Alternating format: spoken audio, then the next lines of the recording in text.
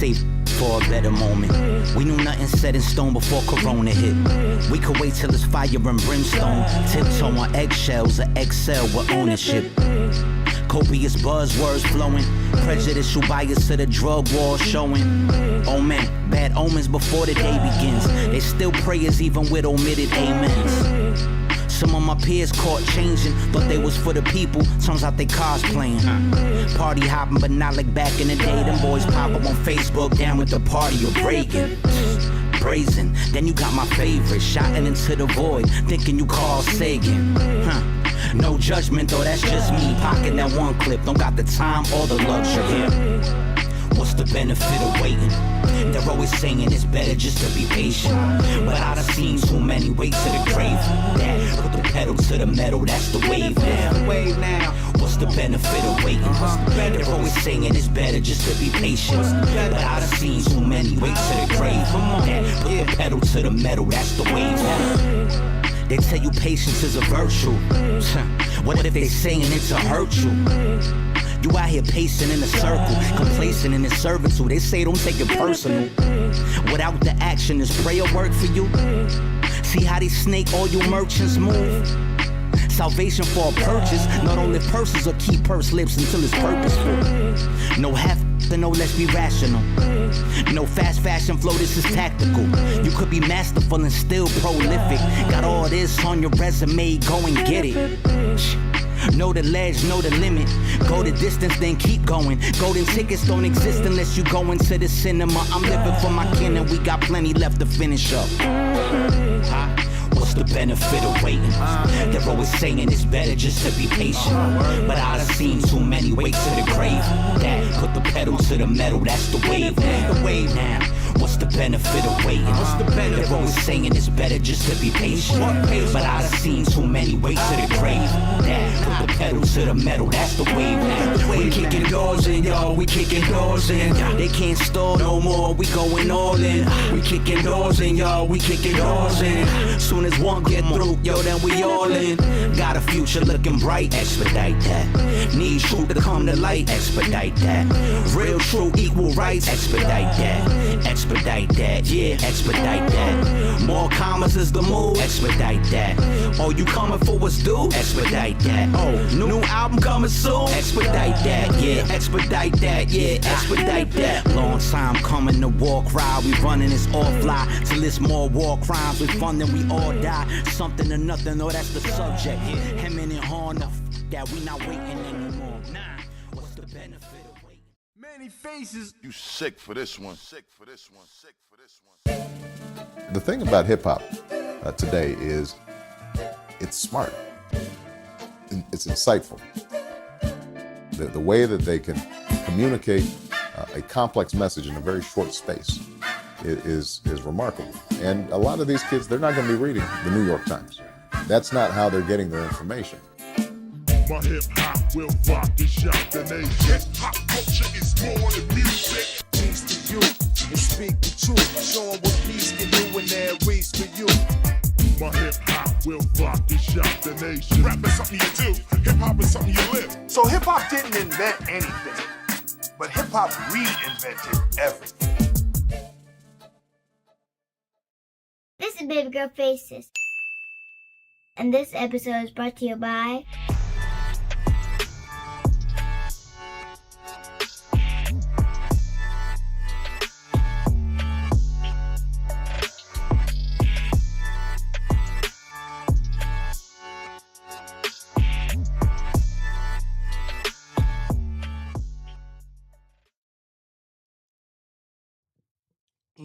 Check 1, 2, and you don't stop. It's the man, Many Faces. This is Hip Hop Can Save America, the live stream version of the podcast and the accompaniment to the newsletter and the sister to the Discord channel and the cousin to the Reddit subreddit and the grandparent of the book that's coming soon. So it's a media ecosystem. Hip Hop Can Save America. And if you're first time here, thank you for strolling through and checking out what we do here and what we're all about. I think you'll find some kind of I don't know, enlightenment. If you stick around for a little bit tonight, I like to say this is probably the most enlightening hip hop podcast, live stream, whatever you want to call this, that there is. Now, that's no shade or disrespect to other people who do hip hop blogs and podcasts and vodcasts and whatever you want to call these things. But we do things a little differently here. We talk about hip hop's role in a way that can uplift humanity and improve society, right? That's different than just like, let's talk about the entertainment side. Let's talk about the gossip. Let's talk about, some of the other ways that the entertainment world, the hip hop and entertainment world works out. We do it differently here, which is fine. This is our lane. Some of y'all like it. Some of y'all love it. Some of y'all, you're not really sure what we're talking about. So stick around and see if you like it by the end of the show. If not, I'll give you your money back. How about that? Good deal? Cool. Tonight, as you can see below, the wisdom of Toni Blackman. Toni Blackman is a person. And if you're unfamiliar with Toni Blackman, I don't want to guarantee things. I don't like to speak hyperbolically. But I think you'll really enjoy hearing from Toni Blackman. She's a renowned artist. She's a author. She's made albums. She's a facilitator. She's done workshops. She conducts all kind of consultations as an MC, as a poet, as a communicator, as a bringing together of folks. And she has a book and her sort of mantra, her, vibe, her whole kind of essence coalesces around the idea of the wisdom of the Cypher. Now, if you're a hip hop head, you understand the Cypher. You understand that sometimes there's a circle of folks, maybe it's MCs, maybe it's dancers, maybe it's just communicators having a conversation. That circular situation where we're all sitting in a circle, getting our thoughts out, information transfer back and forth. As she says, the 360 degrees of thought, right? That's the Cypher. Now, humans have been doing that for a long time.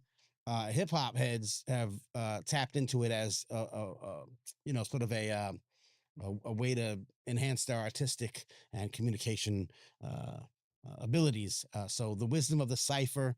But Toni is a brilliant human being, a wonderful soul, and I just love talking to her. If you're familiar with her, you already know that she's going to drop some gems and she's going to be someone you want to listen to. So if you don't like me, just bear with me for a few minutes. I got a little housekeeping, little thing. We haven't done a show in a few weeks, so I appreciate y'all for like putting up with me and understanding that my timing has been a little bit off. I've been traveling. I've been doing some conferences. Shouts to the Hip Hop Youth Research and Activism Conference, my peoples, a great conference that I work with at Rutgers University. I'll give you a little quick recap of that. I had a funeral to attend, so I was away on a Monday, couldn't do a show. And then I was excited because I was going to have this book to like come and do a show about, but the book's not here yet. So I'll talk about that. So first of all, thank you in the chat. Shouts to my man, my mellow, Andrew Wang, big supporter of the show, big supporter of the movement. Let me zoom in a little bit. I'm too pretty to be seen far away.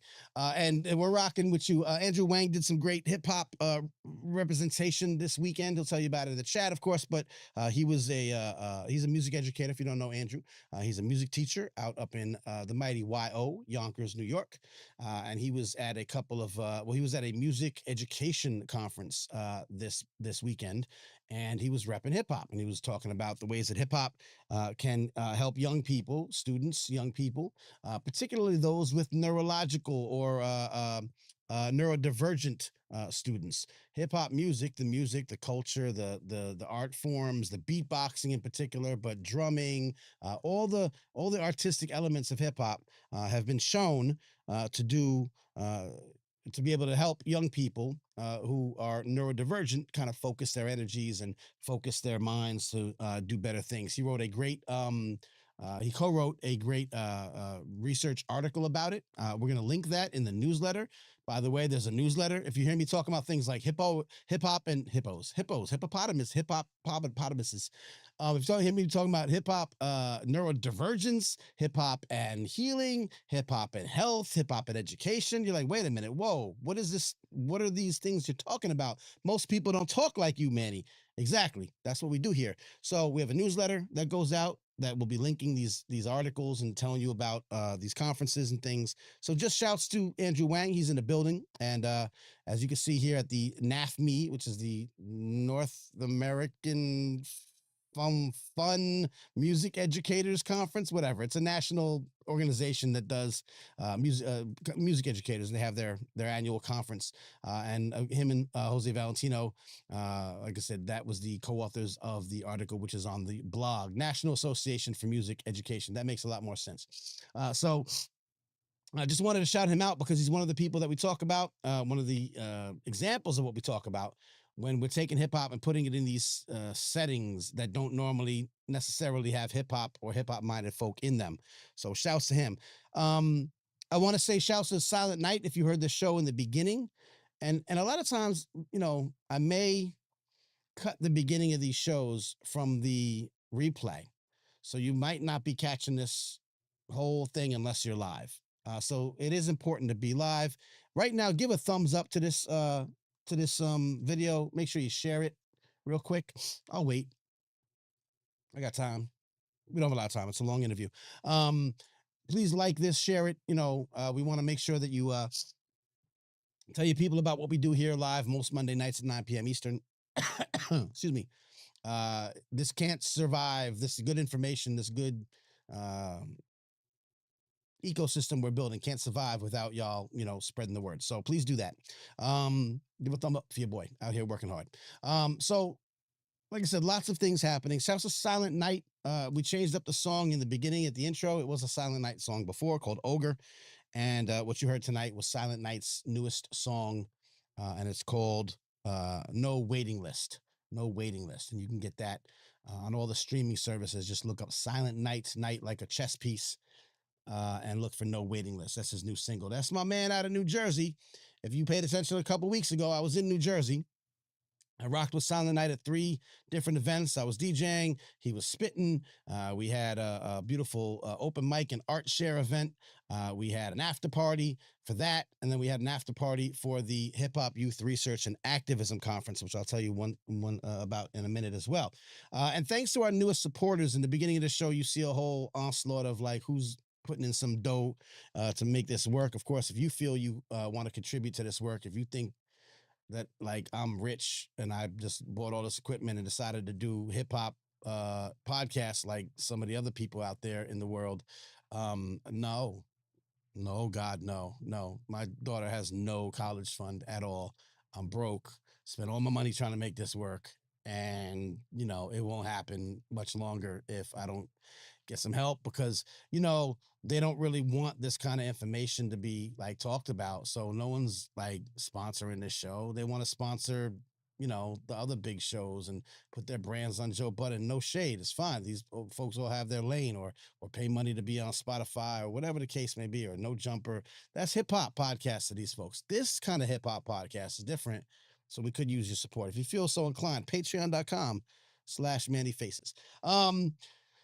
That being said, thanks to our newest subscribers, members, supporters, whatever you want to call yourselves, I really do appreciate y'all for jumping in. Again, Andrew Wang is in the room. He's a supporter, and that's why we mention him so much, because not only is he doing good work, but you put in, you get a little back, right? We mention your name. We tell people what you're doing. Shouts to Red Summer. Red Summer is a recent paid supporter. Shouts to the National Hip Hop Museum in Washington, D.C., right across the street from the great Howard University. Shouts to Jennifer M. Jennifer M. is a recent subscriber, supporter, patron, friend of the show, all the things. And she's been doing some really good work. She works in the mental health field, doing some really good interactions with us behind the scenes. I really do appreciate Jennifer's commentary and a little bit of, behind the scenes DMing that we're doing. She's very helpful to the cause, and I appreciate you for that. And of course, Murray F. And if you know anything about hip hop academia, you know who Murray F is. But I didn't ask him if I could say his full name. Maybe I did. He didn't answer. So I don't want to say it until he gives me permission. But thank you, Murray, for always being a great supporter of this show and this movement. Wanted to shout out our newest subscribers. Once again, you can be part of that. $5, $10 a month. If you give at the $50 a month level, which is a little crazy, but I do appreciate it. I think we have one person that does that. And it's very much appreciated. You'll get a free copy of the book. The book that was supposed to come out last week. So let me just get that out the way. I have written a book that is coming out any day now, any week now. I'm not quite sure. It was supposed to be released last week. It's a real book on a real publisher. Shouts to, I don't want to say their name because it's like, well, they're delaying it. Delays happen in the world of book publishing, and I'll take it as a sign from the universe that it's going to come when it's going to come. But my book is called Hip Hop Can Save America: Inspiration for the Nation from a Culture of Innovation. It's the first time I've just like shown you everything right here on this show. So it's coming out. It'll be out soonish. I'm not exactly sure when. There's been a slight delay. It's done. It's been edited. It's been sent to the finalization people at the publisher. And it's just, sometimes there's delays because of timing and maybe equipment or, whatever the case may be. It's unfortunate because I know that some people have been asking for it, waiting for it. I'm trying to work out some media opportunities. Obviously, if you want to talk to me about it, if whoever's listening, watching, has a show or does some media, I'd love to be on your show and talk about it. Obviously, I want to be able to sell it to y'all, right? I'd like y'all to be able to read it. It is a compilation of sorts of some foundational interviews from this very podcast, not the live stream, but the podcast that preceded it, the foundational stuff. It's a brilliant collection of brilliant people saying brilliant things about hip hop's ability to help improve society and uplift humanity, with my commentary, with some of the, obviously I'm conducting interviews, so you read me in there, but also some context and some, I like to say it's like a tapestry. I weave it together. I actually sequence the book, much like an album, right? With each chapter being like a track, right? And you want to put them in the right order so that you're trying to tell a story throughout. It's called Hip Hop Can Save America. The show is called Hip Hop Can Save America. Some people think that's a lofty idea. Some people, laugh it off or whatever. But as you'll hear from Toni Blackman tonight, as you'll hear from Toni Blackman in just a few minutes, the idea is solid. The idea is real. And so if you're a first-time watcher, first-time listener, you're going to get a taste of it tonight. If you're a repeat listener, you already kind of know, you're bought in. Let's keep working at this. Let's keep supporting the show monetarily. I'm probably one of the only people doing this kind of thing on a media level. Please tell your friends about it. Spread the word, spread the gospel, so that when this book comes out, it'll just add to the media ecosystem that we're building. That being said, there's also a newsletter that you should subscribe to. That gives you this kind of information. It gives you also a calendar of events. We talk about upcoming conferences and gatherings of hip-hop minded folk that use hip-hop in these ways that can help uplift and improve society. I am not talking about hip-hop, music, business, entertainment stuff. You say hip-hop, I'm saying you, the royal, the euphemistic you.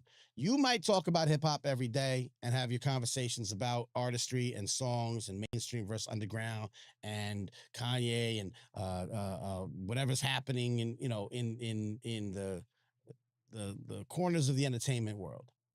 I love that stuff. We could talk about that stuff. We could have a conversation later after the interview about the Hip-Hop Hall of Fame, the Rock and Roll Hall of Fame inductees. People like to talk about that on the internet when there's a hip-hop Rock and Roll Hall of Fame inductees. Shouts to Outkast, shouts to Salt and Pepper. Fine, cool, we can discuss that. Everyone does that. But we talk about here, when we talk about hip-hop, we're seeing it a different way. We're talking about different things. So if that's the kind of thing you want from your hip-hop, the kind of hip-hop that can help help students do better in school, help build a political movement, help preach the gospel of, prosperity. What happened? Oh, to the world. That's what we do here. Hip-hop is mental health therapy, hip-hop theater, hip-hop, meditation. You're going to hear a little bit about that tonight. Hip-hop in all these different ways. This is the place to do it. The newsletter is where you should sign up. Manyfaces.substack.com or hiphopcansaveamerica.com/newsletter. Or just go to Hip Hop Can Save America. Everything's there. hiphopcansaveamerica.com.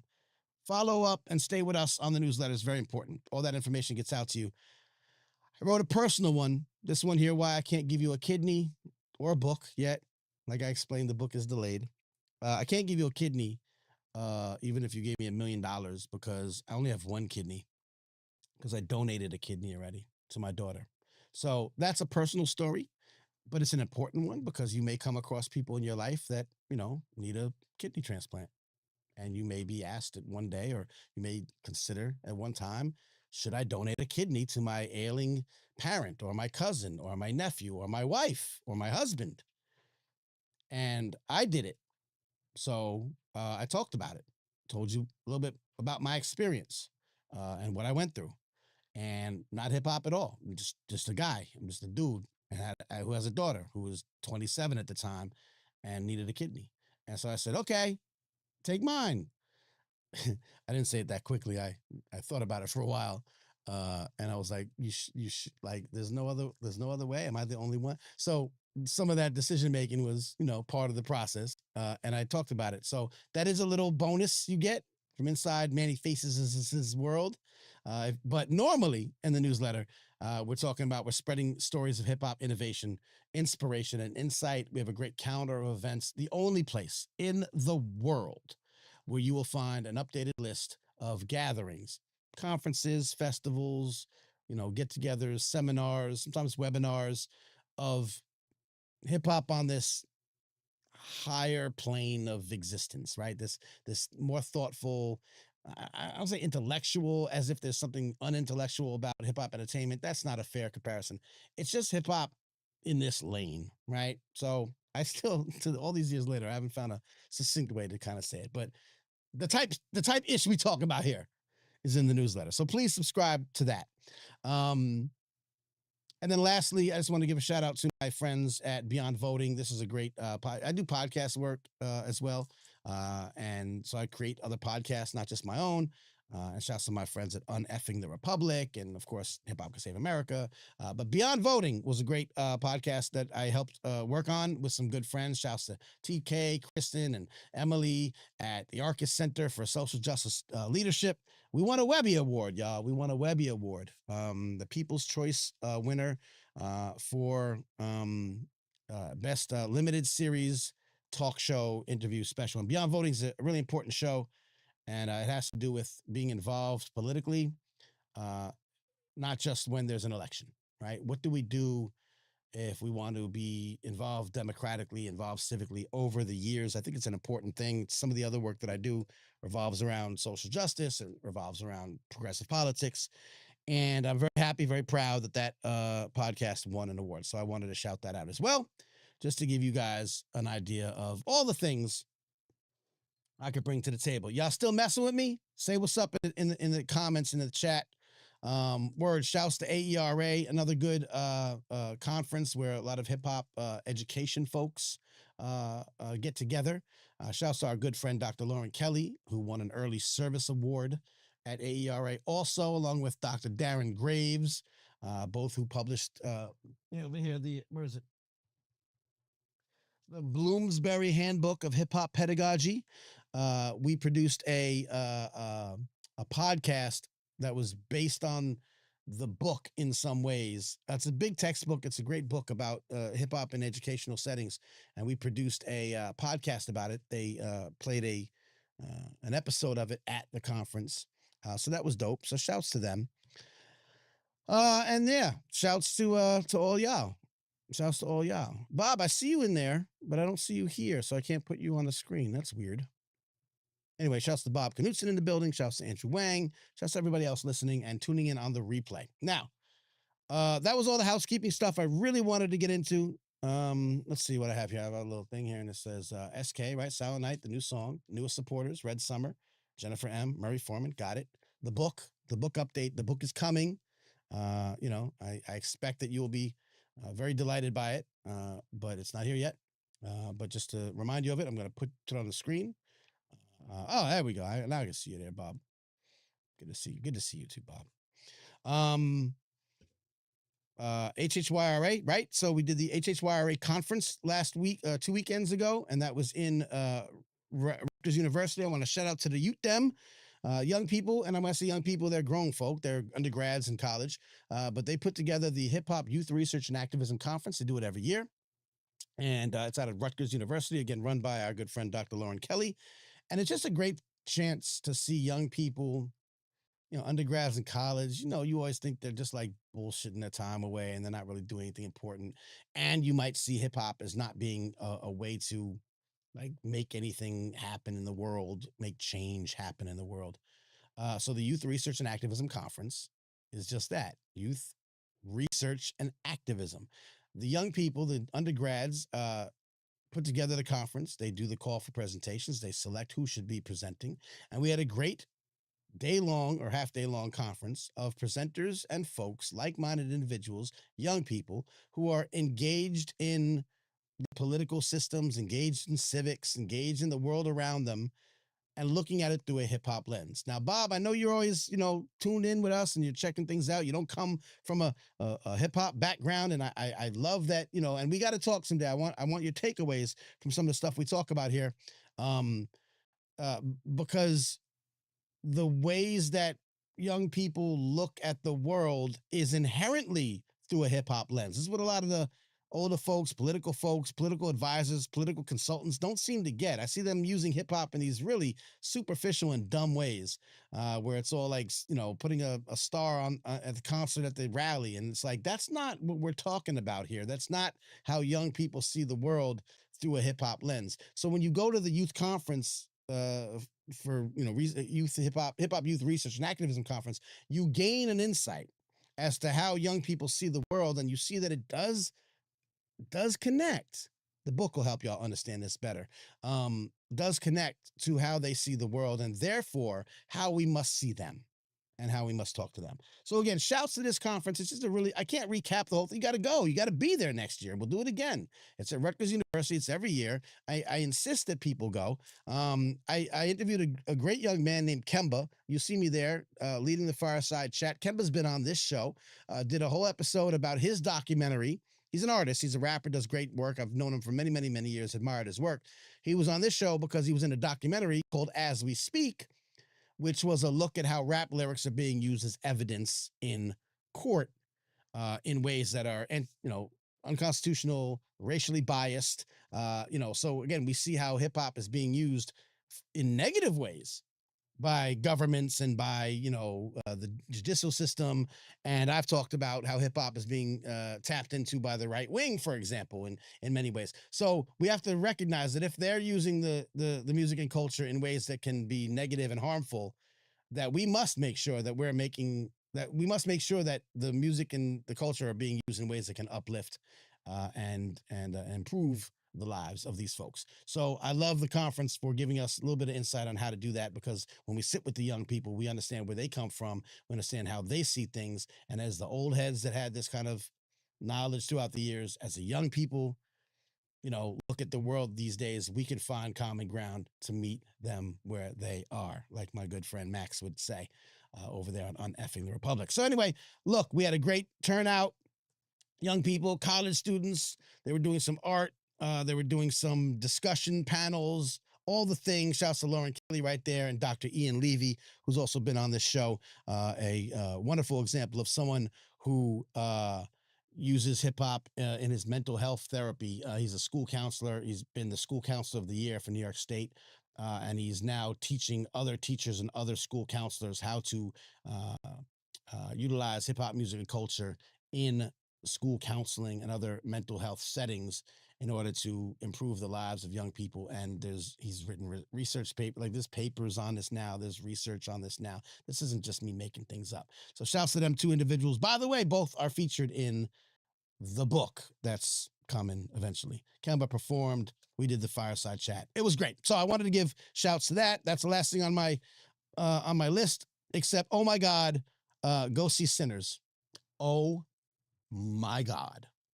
But you already know, if you've been not under a rock all these days. So with that said, I want to introduce you to Toni Blackman. I messed up that I didn't preload the video properly. So I'm trying to see how I can do this without actually interrupting the show. But I'm not going to be able to. So bear with me for 1 second. Well, shouts to you, Miss Ivy Lewis, the ex cross-country runner.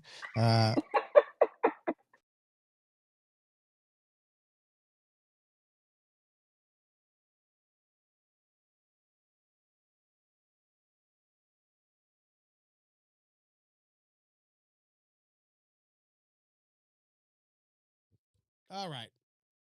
Thank you for that. Okay, Appreciate my it. friend is. Hold on. It's not happening. Thank you. I appreciate y'all for that. I didn't preload it, and it looked like black. There's no other way I could have done it. Shouts to Natalie Crew in the building. Natalie Crew, one of the greatest people that have ever existed. Bob Knutson's here to learn about hip hop being more than a scapegoat.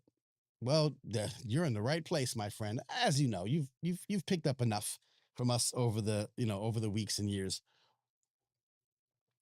So I want to tell you about Toni Blackman, and then we're gonna listen to my talk with her. It goes for a little while, so I want to kind of get into it. Toni Blackman is, as you'll hear me say immediately, is probably one of the most long overdue guests on this show. When I first, you'll learn about this in the book. Oh my God, did I say I was making a book? It's called Hip Hop Can Save America, Inspiration for the Nation from a Culture of Innovation. And it'll be out soonish. It was supposed to be out for those who just tuned in, but it's been delayed. But it's coming, and it's going to be dope. You know who says they like it very much? Some guy named Cornel West. That's right. Cornel West said, my book is important. So, meh. Anyway, when I first started doing the stuff that led me here to Hip Hop Can Save America, I was doing journalism. I was covering hip hop music and culture in and around New York City for a publication I invented called Birthplace Magazine. And I was checking out all the indie scenes and all the great stuff that was happening in New York City. Natalie Crew, you know some of them folks, EO Dub, End of the Week, Freestyle Mondays, legendary Cyphers, the lineup, with my man Silent Night and the band called Fuse, Brown Bag Thursdays, Brown Bag All-Stars. There were these things happening in New York that were like so super dope, super New York, very hip-hop, that weren't being covered at all by mainstream hip-hop media that really at some point were giving up on New York altogether and saying that hip-hop was dead and going off chasing the money to other areas of the country.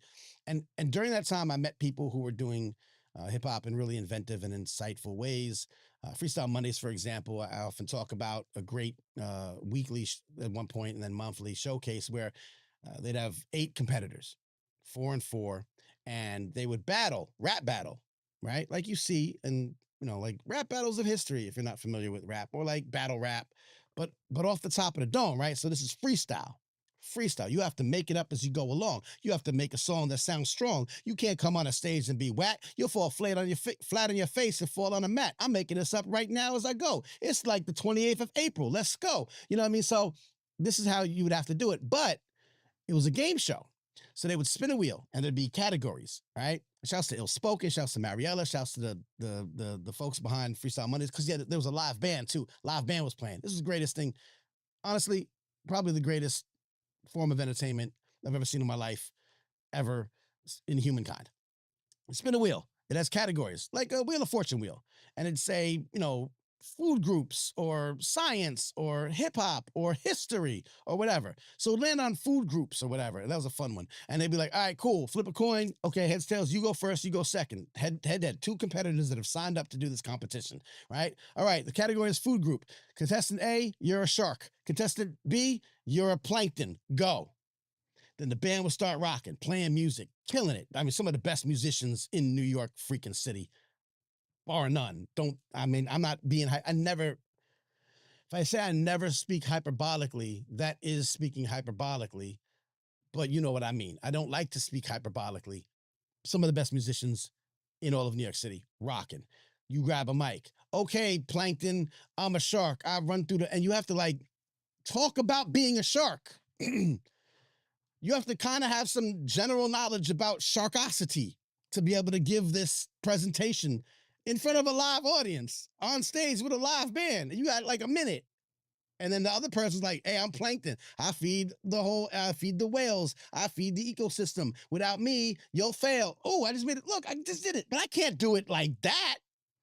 And these folks, shouts to a bunch of them. I'm not even gonna name names. I don't want to mention any names, but like legendary lyricists and legendary freestyle off the top rappers, literally some of the smartest people I've ever met in my life, bar none.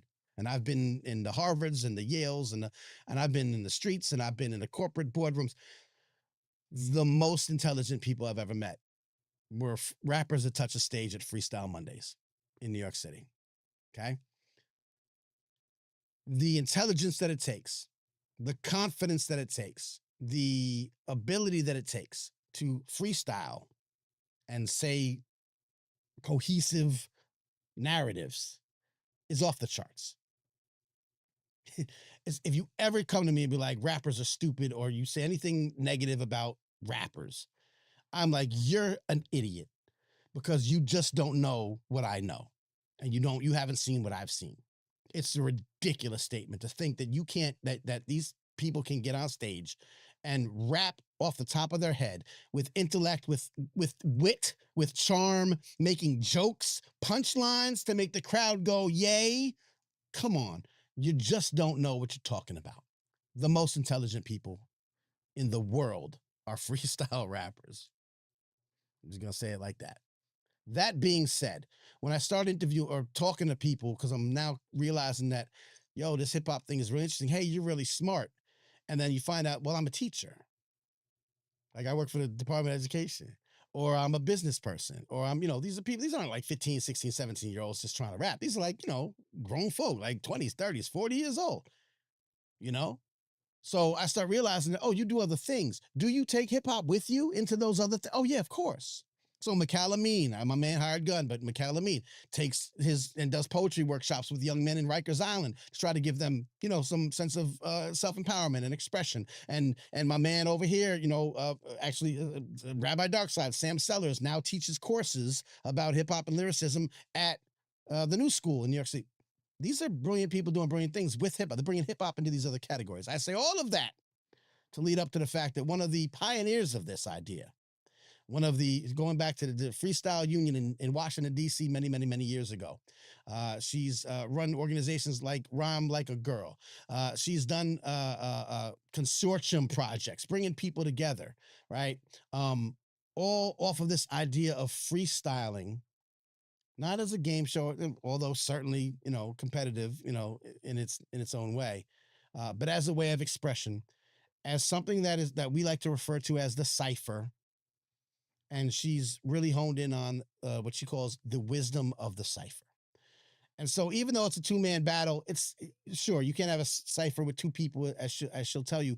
But the idea that we also break up the game show with ciphers, that legendary Cyphers was a cipher, that outside the Pyramid Club, Natalie Cruz shouts, or Southpaw, no longer in existence, there would be small groups of people outside ciphering together, rap ciphers, dance ciphers.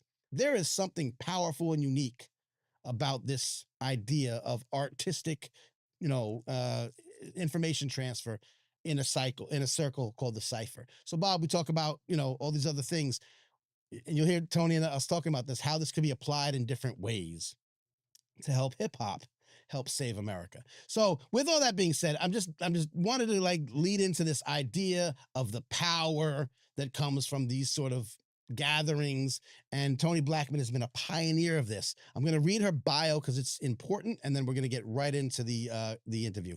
Toni Blackman is a groundbreaking artist and educator who has captivated audiences worldwide, 50 countries to date. As the first official U.S. hip-hop ambassador, official United States hip-hop ambassador, as denoted by the United States Department of State, many years ago. She has performed at prestigious venues like the United Nations, Carnegie Hall, and the Apollo Theater. A pioneer in hip-hop theater and education, Toni was both an Echoing Green Fellow and a Soros Fellow for programs she created like Rhyme Like a Girl and the Freestyle Union. She has also worked as a spoken word rap coach for Disney's Emmy award-winning program, The Crossover. With a passion for social justice and cultural exchange, Toni continues to inspire and empower through her music, her writing, and her community work. Fresh off dates in Hong Kong, Guangzhou, I know I'm saying it wrong, Accra and Joburg, Johannesburg, Toni's celebrating the upcoming release of her audiobook for Wisdom of the Cypher, her book, as well as the release of her documentary, A Woman's Place is in the Cypher, supported by the Big We Foundation's SheStories grant. Toni lives between Brooklyn, New York, and Dakar, Senegal, and as you'll hear, maybe Ghana. Please join me in welcoming to Hip Hop Could Save America the inimitable, the joyfully exuberant and brilliant and wisdom-filled Toni Blackman. Let's go. Okay, my friend, Ms. Toni Blackman, thank you so much for your time. You are probably the longest overdue interview, and I've told you 100 times, and so just thank you. It's a blessing to just have you here with me today. Thank you. Yes, it's good to be here. I appreciate you. I'll have given live viewers from when we do this on the show a little bit of background, who you are, what you do, why we're talking. Although I got to tell you, and I think I might have told you this in person, that amongst the scenes, the various scenes that we traverse where your name is known and your name is brought up, few get such a loving response when you say your name and I love Toni. Oh, Toni's great. You're the greatest. So I just want to give you your flowers. Everyone loves you and the work you do, and including me. So we won't go right now through your whole backstory, although I want to touch upon it a little bit. I'd like to know like kind of where you are right now, either physically or, metaphorically, and the work you're doing at the moment, just so we get that out the way and let people know why we're talking today. And then we'll go back and talk a little bit about how we got here. That cool? Yeah. Well, yeah, it's funny you asked. I am in West Africa, in Ghana at the moment. At this very moment, I'm in Accra. And I came here for a climate change project called Restore Local. And Restore Local is backed by World Resources Institute. And my artist friend, Randy Preston, called me on board for this project. So it's using music and art as a way to honor and celebrate local restoration heroes in a few different African countries. But also part of my role has been to help galvanize these artists to create with freedom, message music that is dope, that is hot, that is bumping, and that truly represents who and what they are, and bringing the world together to really focus on restoring the land, restoring the earth. Yeah. What's the it's a conference? It's is it multi-days? No, it's actually it was a tour at first. Okay. And then war got in the way. As war does. So first one country was canceled, then another country, and then this other country that is allegedly involved with the war in this other country. And so we had to cut that one out too. And it just shrank down to 2 countries. And then my role was reduced to 1 country. Okay. Don't ask me why. I'm not. Well, better than no countries. It's better than no countries. And also it's just very ideal because I'm in Ghana. And last year I came here for the Echo and Green conference, and I came on a travel scholarship, and everything was covered. And then I said, I'm just going to stay an extra couple of weeks because, that's what I do when I go to other countries. As you should. As we all should. And it just turned into a series of aligned possibilities. And so Ghana was not on my map, my life map for places to be. Yeah. And now I'm considering this being one of my home bases because there's just been so much alignment around my life's work and what it is that I'm meant to do. And then not to mention they have a beautiful few juice bars here. So the wellness, inner wellness coach, me, the healer, loves that. And then the sunshine. So I'm really excited about all the possibilities that are on the table. And Ghana is where it's at. So I'm living between Senegal and New York City, but I think I have to add Ghana to the Toni map now. Okay. All right. You'll be tri-coastal. I mean, it's not coast, Yeah. It's very cool. What, just so I get an idea. So when you're working with, and I know that you had done coaching and, we'll talk about all the kind of different ways that you've worked with artists as an artist, and then, as a teaching artist and as a performance coach. So what are the actual ways that you're working with some of these artists to help them get their voice, Well, I think my thing now is around conception. I've become a creative consultant to a myriad of projects. I just never knew what that term meant. And I think it's because it never means one thing. Like if you're a creative consultant, it can mean this, it can mean that. And I'm just now at a point where I'm giving myself permission to write my own ticket, to carve out my own lane, to just truly own what it is I do and what it is I offer. I'm an idea generator, but I'm also an executor and an implementer. I am a builder, meaning I can look at a thing, problem solve, and know what's the smoothest, most efficient way for us to reach the goal. And in collaboration with others, I become a powerhouse. Left to my own devices, not so much. But with the right team, I'm killing it. I'm killing it. And so it's being able to cast and curate what's the right talent based upon their creativity, their skill levels, but also personality. Because Okay. I've done so much work over the last, since I was a teenager, Okay. I've been curating talent shows, groups, choreographing, songwriting for groups of folks. And so with all of that experience, which is much more than half of my life, I'm pretty good at identifying who are the best people to work with and being able to identify stars.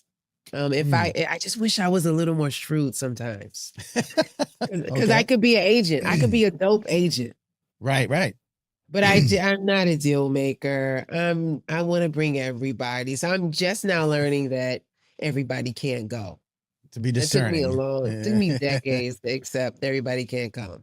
Yeah. But I'll make a good next agent in the next lifetime. Okay. Well, you may coach. You may discover the next big agent. That's part of it, right? We need good agents out here that recognize what you recognize. Very cool. You mentioned your life, and we'd be here for hours because you've done so much. But to give folks who don't know you and your ongoing legacy in detail, what were those initial steps into artistry back in the days? Probably DC might be featured prominently here.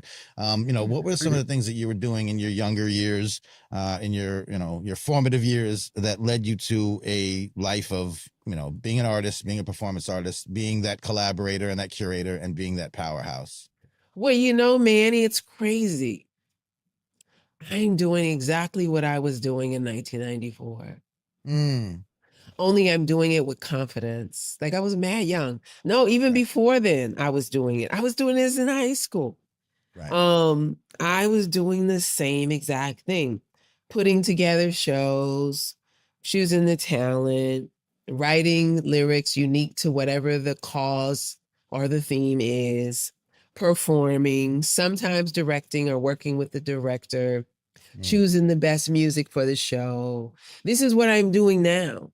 Only now I'm doing it as a grown woman with confidence, with conviction, with a lot more swag, unapologetic, and clear about what my commitment is. I think before I was seeking approval from the music industry, from the entertainment industry, from the nonprofit industrial complex, from everybody, from the education system, that what I was doing was a good thing, that it was a great thing, that what I was doing was important and necessary. And now I am at the point in the age where you just don't give a F. I don't care what you think. And now I'm at the point now where I've lived enough to see all of my theories and philosophies be proven time and time again. Everything that people are saying about what's wrong with hip hop, this stuff was said years ago, decades ago even. Everything that's being said right now about what we need to do with hip hop, we said this 20 years ago. But no one wanted to listen. They laughed about the backpackers. They said underground didn't mean nothing. They said freestyling can't build a career. They wrote us off. And now what's popular, and I'm president of Kendrick's fan club. But baby in DC, 1997, 98. I knew 50 Kendricks off the top of my head who could spit circles around him off the top of the dome. But it wasn't time yet. Understood. Yep. It wasn't time yet. And so I'm really excited. I'm actually grateful, and I'm humbled to still be able to do the work that I do, to still get respect, to still be received, to still be relevant, to still have the listeners of young people, because 20 years ago, young people to me was one thing, and now young people are even younger people. That's right. But we vibe. So I'm excited because I still get their ears, and I a lot of people talk about, oh well, you see what happened to hip hop and what they listen to and that, whatever. They've always listened to crap. We listen to crap. Sure did. But they also know the good. Right. Like we also knew the good. Right. The thing that has been at play the last decade, 10 or 15 years, is that only the crap got a spotlight. Correct. But I feel like the balance is coming back. And I think when the world is in pain, when the world is hurting, people tend to seek to be away from pain. Right. So that's why we see who's rising, because it's a desperate need. Kendrick's presence is medicinal. Dochi's presence is healing. It's a relief. It's a reprieve from the BS. I'm trying so hard not to curse today. I understand. I think we can curse. We can curse if you feel. If your spirit moves you, you curse away. It's a reprieve. It's a break. And and this is what I told some artists in my circle, some younger artists. I was like, look, stop being so modest. I find that some of the best talent is often the most humble talent and the most self-critical talent. Right. And I did a motivational speech the other day around being okay. It's okay for you to shine. It's okay for you to be a star. The world needs you to shine. Not just hip hop, but everybody. Yeah. The people need you to rise up and share your art with the world. Stop being so polite in the closet. Stop being so fearful. Show up and assert yourself in your presence. And I think that's like my role right now is really, how do I move as that hip hop elder that pushes this pushing everyone else around me for greatness, without draining myself, without going into burnout as I've done in the past, but just a loving, firm kick in the ass. I didn't know you were going to be just talking to me this whole time, like speaking to me personally. I'm talking to you too, man. I'm like, oh man. I'm like, it's time for...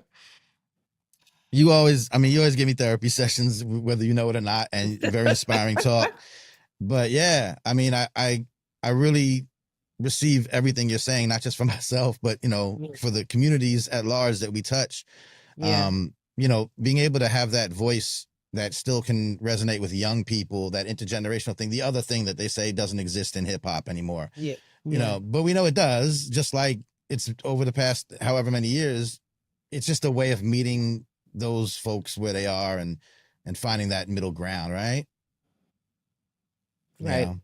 Yeah. So a lot of this comes back to one of the foundational, things that you've focused on is that cipher, the wisdom of the cipher, right? And so I just want to give a shout out first to the work you've done with the cipher as a concept, and of course the book. The book Wisdom of the Cypher. Just if you give some folks who may not know of it, a real quick rundown on that. And then you also have a new project that's Cypher related, this documentary project. Yes. Let people know, because this all ties into that, each one teach one. We can all work, we must all work together. And it's the cipher. It's the power of the cipher. Real quick aside, I'm going to let you answer the question, but Dr. Raphael Travis wrote the book, The Healing Power of Hip Hop. Yeah. And I always say, man, you just wrote it's the perfect title that encapsulates everything that we talk about when we talk about it. It's like, and you've done the same with Wisdom of the Cipher. It's what we always try to like personify or tell people who aren't affiliated with the culture that this is what it's about. It's about the cipher. It's about the wisdom of, in, and about the cipher. You wrote the perfect book. You wrote the perfect title. Just tell people about it. Yeah, well, the cipher represents 360 degrees. It's about completion of thought, giving and exchanging energy, information, and ideas. It is the circle. It is zero and the sum of all things at the same time. We've been ciphering for centuries, drumming in circles, dancing in circles, praying in circles, eating in circles. And so it makes sense that this became an integral part of hip hop music and culture, whether you talk about MCs, our spoken word artists, our dancers. And this cipher, that the book that I wrote, really is just me gleaning years of insights and principles that I've pulled from decades of facilitating ciphers. Right. And it also comes from my own personal artist development and the artist development of some of my peers and friends. Like, I remember a time when we took it so serious. We were reading The Artist's Way. We were reading Shakti Gawain. We were reading Deepak. We were really focusing in on personal evolution and spiritual growth. The Art of War by Sun Tzu. And not just in relationship to battling, but really looking at life as a battle, and that our truest, greatest enemy is ourselves, right? Right. And so my work is rooted in the cipher, because the cipher is about the collective. Two people cannot have a cipher. It has to be a group. And everything I do has always been community rooted, collective force. It's about collective energy. And I think I've always been in that space, but now I'm absolutely unapologetic about it, because hey, we got evidence that without the collective ain't nothing going down. And the rugged individualism of American culture and American society infiltrated hip hop music and culture, and it's part of what has damaged it.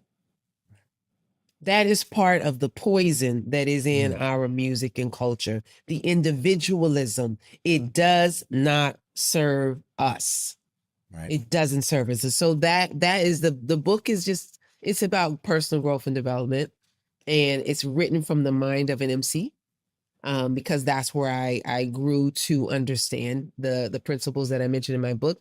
And then the documentary is called A Woman's Place is in the Cipher. And it's woman-centric because I applied for a grant with the Big We Foundation, their SheStories grant, and everything through them has to be woman-centric. And the original concept I was working on was not. But Salome Relima and Herman Jean Noel, part of my production team, and we brought on, Salome brought on Naila Sims to direct. And it's just been this really exciting journey to explore how deeply this cipher is a part of my life. It's like now all of a sudden, Manny, I thought I was going to be doing this one thing and this job I thought was going to happen. And then when your president came in, everything got shaky and rough. And then all opportunities I thought were solid became uncertain. And so I just surrendered. Many of us are in that boat. Yeah. So I surrendered. I said I had to let go, and I let God. And then I just said, just send me a sign, God, what I'm supposed to do. Because I was stressed out. I said, send me a sign for like 2 weeks. And then all of a sudden, the cipher stuff started to happen. We started working on the film. Naila Sims, who worked with Henry Louis Gates on his migration series, came on board as director. And, Salome, the producer, she worked with Dream Hampton's Biggie film. And things just started to mesh. Nicole Yvonne Duncan Smith, hip hop head to the bone, that's right. referred me to a church where the Reverend Thornton in Flatbush, let us use the church at a very, very accommodating rate. And we got to use the whole space. It's just like things just started to work out. And then I got booked to talk on the Cypher at Lectures on Tap, the new series in New York City. And then the New York Public Library, they had rejected my application to be a heritage ambassador. And they said, we're going to call you next year. And they did. So now I'm going to be doing a Cypher series at the new Library for Arts and Culture in downtown Brooklyn, across from BAM, in the beautiful space.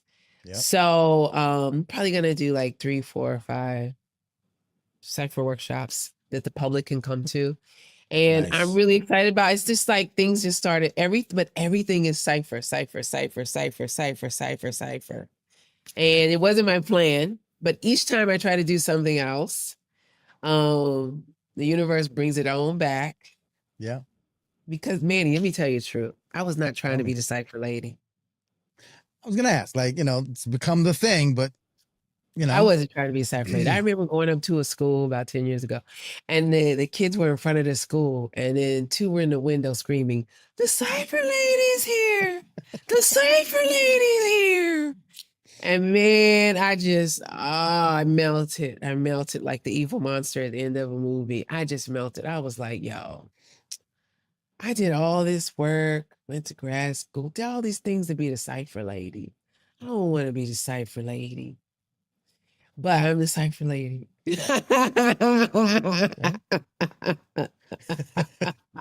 Gotcha. But it's actually my heart. It's my heart's work. Yeah. And sometimes we don't realize that our heart's work is the work. Period. Fair. Right. So now I'm becoming a better businesswoman. You know, I have a few business advisors and I'm actually listening. And I'm also navigating the ADHD in a different way. Like it had gotten really severe for a while and I was just in denial of how much I walked in circles, how difficult it was for me to do a thing, how difficult it was for me to be on time, how difficult it was to keep my bedroom clean, although everything else in my 2-bedroom apartment is pristine because I do guest rental in my place to sustain myself. Right. But as soon as you open my door, spread out. And I finally just in full acceptance of who I am, the way my mind works. Some people don't deal with me because of how my mind works. I've lost some friendships because of how my mind works. I can't always pay attention and people misinterpret it for rudeness or standoffishness. Sometimes I shut down because I get overstimulated. And believe it or not, I'm an introverted extrovert and a performer, but sometimes I get social anxiety and I can't be around people anymore. Yeah. And I'm a complex, multi-layered being. And looking back at my life, I think I was like, oh, baby, the people who love me must have really loved me, you know? So then that makes me love myself deeper. Like, oh, wait, at the core, I'm lovable. If I was lovable then, I'm damn sure lovable now. So, yeah, but I think where we are right now, we have such an opportunity as we wait, hip hop can save America. That's the rumor. Is that the rumor? That's the rumor. And that's what I say. That's the possibility right now, for real, in very literal ways. Very literal ways. Yeah. I appreciate that. I think, I joke because sometimes you have to joke, that it's not a bad time to have a brand called Hip Hop Can Save America because if everything was fine, I'd have to, I wouldn't have anything to talk about. But it is an interesting time where a lot of the, like you said, people should have been listening to you and others like you and myself and all these years ago, because we've been preaching this same thing for a long time, that hip hop does provide the tools, it provides the vehicle, it provides the inspiration, it provides the acceleration to solving or, addressing, alleviating, and in some cases eliminating some of these very problems that they actually like to blame hip hop for, or blame the folks that are traditionally associated with hip hop for. No, the solution, not the problem. Right.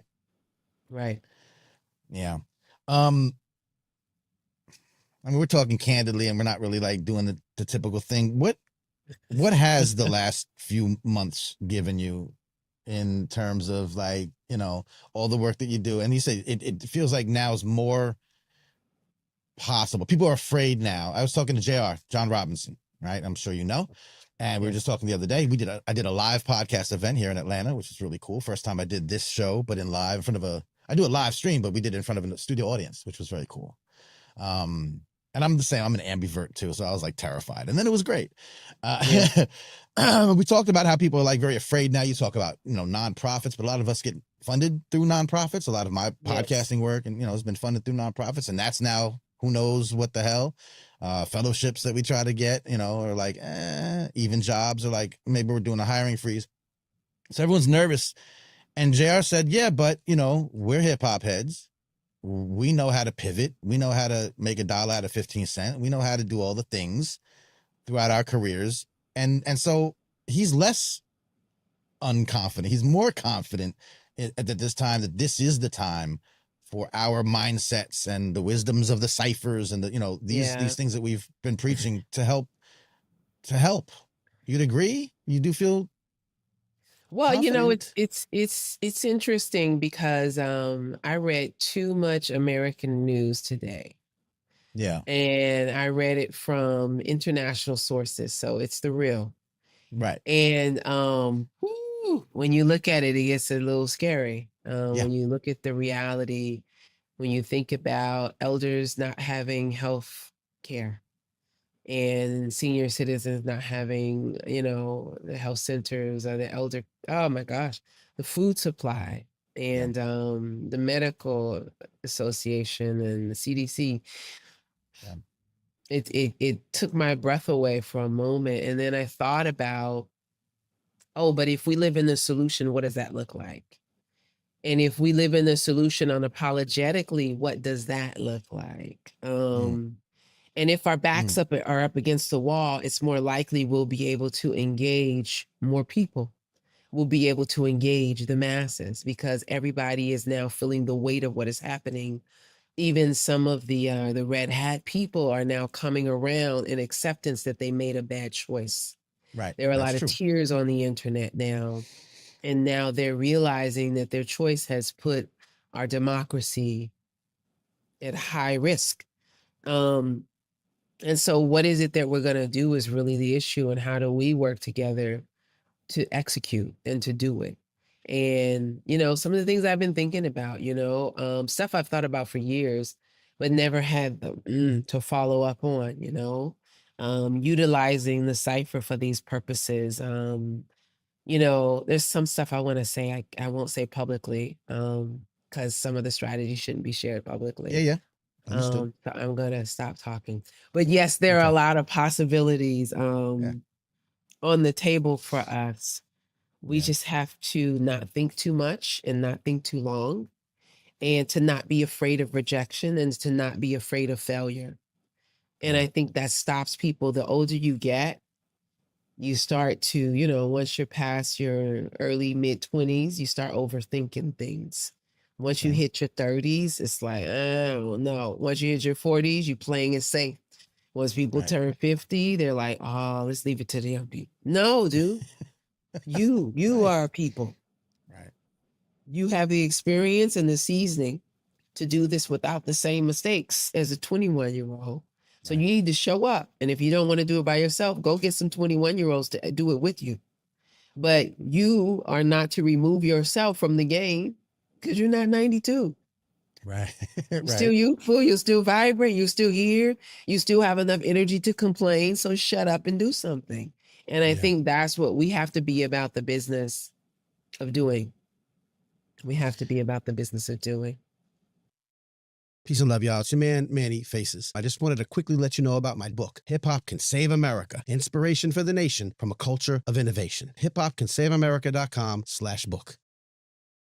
Your international experiences, does some of the things that you've seen throughout, you've traveled the world, obviously in the hip hop sense, you were the first hip hop ambassador, right? And of course you work with the Next Level program, but just on your own, you've been everywhere. You're somewhere now. What does an international perspective give you, and how important is it to obviously have in these times that we need to look globally at our domestic situations? Well, I think sometimes the global perspective, it just reminds me that there are different ways to do things and there are different ways of being. And that our country, our great country, has been in denial forever. And there hasn't been a lot of truth telling. Right. And in most places I go in the world, people just have more care for one another. So societally, there's just more care. And there's more care for their elders. There's more care for youth. There's more care for pregnant mothers. And for dads who just had babies, there's more care. There's thoughtfulness. And I think that has been missing from American life for a long time. Maybe since we were born, things changed. And I think I'm reminded of one, that we must be open to, if it comes to it, we have to be open to moving. We have to be open to leaving, because there are other people from other parts of the world that came to America. and they were able to prosper because they were willing to make that change. So we can't be so glued to the place that we kill ourselves. And then also we have to be open to the risks that come with speaking up, that doing things differently. When you look at France, right? The French people, when things go awry, they like F that. Nah, son, nah. Right. And changes happen because they don't wait around for government to hear them. They make sure right. they're heard. And I think that we've been programmed into a sort of a lazy way of thinking around freedom and justice and liberation. Yeah. And it means that sometimes we have to get a little uncomfortable. And I know some friends who will write something and they won't even show what they've written. Nobody's asking them to go on the front lines. They just don't want their family upset with them. And so how do we get over that hump of realizing there were generations before us that went through discomfort so we could be here? And yet here we are, chilling. Yeah. Waiting for some crackheads to lead us and guide us, some liars to tell the truth and do us right. And it's just not gonna serve us. But I tell you, being away, it always gives me a certain boost, you know, of energy, of positivity, a reminder of what's possible, and that there's a big old world, and that there's a world affirming, uplifting, and supporting us. There are people around the world that see us right now. Right. And I think if you living an insular American life, you can feel alone, right?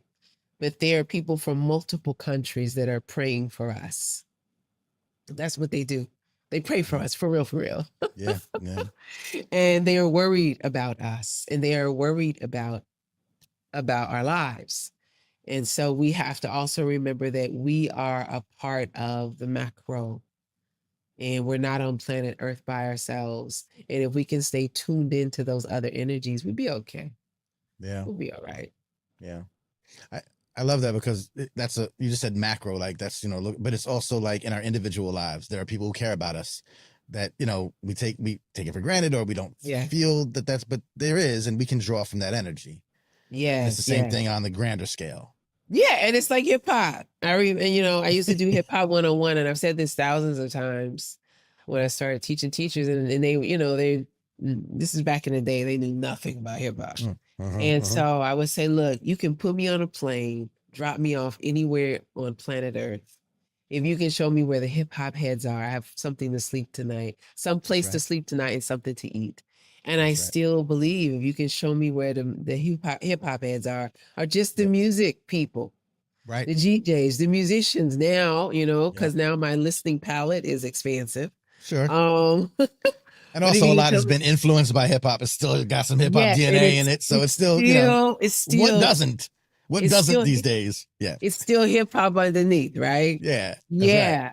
But if you can show me that, and I think that we are connected, we are connected, like our people exist. That's proof of concept. Yes. It's proof of concept. Yes. Hip hop provides that proof of concept.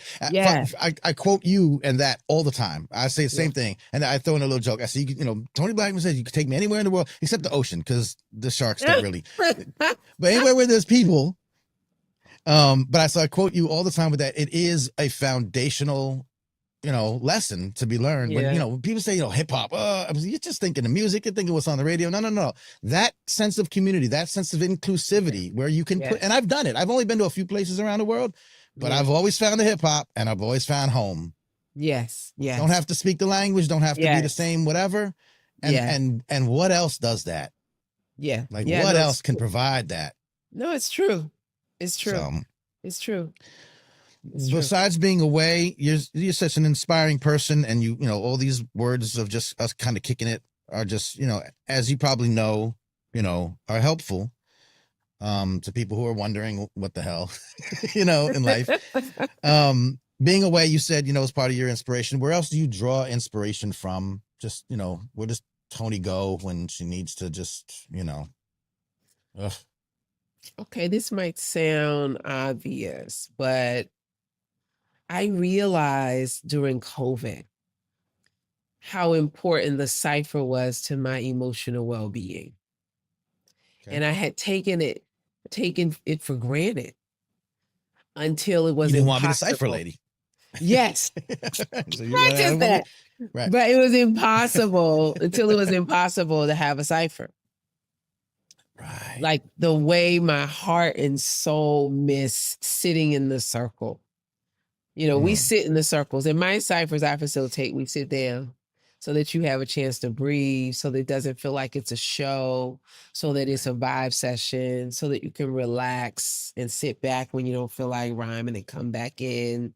So we sit because I want it to be a sort of spiritual experience. So even if people get hype, you can get hype, stand up for a minute, but you can sit back down. Right. We sit, and I miss church. Yes. You like I church, miss sitting in the circle. I missed it. I miss getting open. I miss watching other folks get open. I miss the laughter, the oohs, the ahs, all of the energy that you get from other people. I missed it. It was a drag, man. Quarantine was such a drag. It wasn't even a safe way to invite people over, you know. Right. Even To your have trusted 20 few, but like, I don't trust none of y'all right now. None of y'all. But I Right. think that cipher really does get me. And I think when I can have a cipher, a jam session, whether or not I'm performing regularly, whether or not I'm recording, like there's still a part of me, like I don't realize it till I'm back at it and I'm on stage with a band and I'm vibing. It doesn't have to be stage. It could just be in Right. a room. Sure. The musicians could be our audience, but just being in a room with the mic and the music, not even a mic, it could be acoustic, but just vibing with the music and being able to come up and spit and freestyle and express myself. And a singer is to my right singing the melodies, a drummer over here. That stuff is medicinal for me. It's one of the reasons why I still make music, because it still feels like medicine and it's healing. And I think I'm one of those. I remember Bahamadia telling me years ago that she was going to be rhyming. She was going to have a mic in her hand till she was old and gray. She might have a cane. And I thought it was funny. I thought it was a joke. But I was like, oh, yo, I see what she meant. I think that might be me. Right? Because it still feeds me. I think those things feed me. Very much so. And you know, and I cook. I'm a cooker. Me so too. learning new foods, learning new dishes, trying new fruits and vegetables in different places is always exciting for me. New dishes. And then figuring out healthy ways to cook them is really, really special for me. I have a Senegalese sister named Jaho, who is a chef and cook, but mostly just cooks for her family. And we started working professionally with a cooking service in Senegal. And I had some friends coming who were vegan. And then I started marketing and she started preparing. Never ate vegan in her life, but she's such a great cook. Her first try making vegan Senegalese food killed it. So, and it being around her for the 3 months I was in Dakar in the winter really got me back in the kitchen to where I'm cooking again, you know? And I think in this climate, we're gonna have to cook again in America. We're gonna have to ways cook than one. literally in more ways than one, baby. We're gonna need to be cooking. We're gonna need to be preparing our own food. You see, food safety is questionable. Food corruption at an all-time high. We're gonna have to be growing some of that food, and we're gonna have to be cooking most of it. And I think that it's a healthy shift, because when I go to cultures where people are cooking and you're sitting together to eat, it's always less stressful life. Right. Healthier overall. Yeah. That you know, I look at you look for the silver, you know, the old Mr. Rogers adage where, there's a tragedy on TV and the young people, but they tell you, Yes. Mr. Rogers says, always look for the helpers, right? Because there's always Yeah. helpers, and that's a way to kind of comfort young people. What you're saying is, always look for the silver lining. If we have to do Yes. these things that are, impacting us on around us, and it makes us, like you said, just grow our own food, put our fingers in the dirt, Yes. just, sit with our people talking about how scared we are, but at least we're sitting with our people, right? Yes. Like there's little silver linings that come out of these tragedies, and I think in times of hardship is when all the innovation happens. Right. It's, mother of necessity and all that. And part of that is this, is to recognize and remember these things are healing and medicinal and important, sitting together, just the simple things, right? Yeah. It's critically important. Yeah. Many of us have got, go ahead. No, go ahead. I was gonna say many of us have gotten jaded. I take it back to hip hop. We talked about earlier, like, the older head syndrome. But and, we talked about talking with young people, but it's also what you said was, and I love the Bahamadia story, where you're still gonna rhyme, you're still gonna rap, you're still gonna spit. It could be by yourself, it could be in a cipher, but you're not gonna stop doing the thing that gave you joy when you were younger.